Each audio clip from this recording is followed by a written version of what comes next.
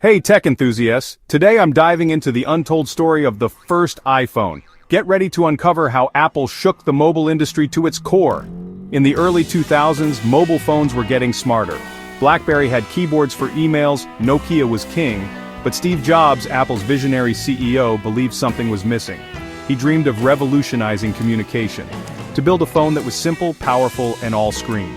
In 2004, Jobs gathered a small team of Apple's best engineers and designers. This secret project was codenamed Purple. Only a handful of people knew about it.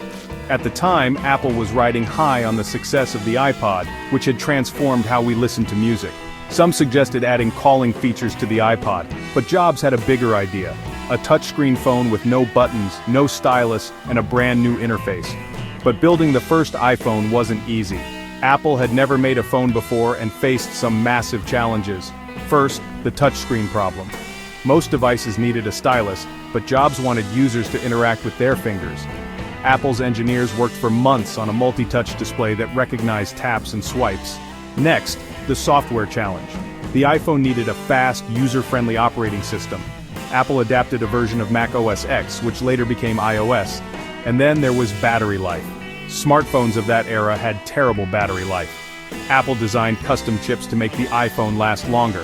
Finally, the no physical keyboard dilemma. Many believed a phone without buttons would fail.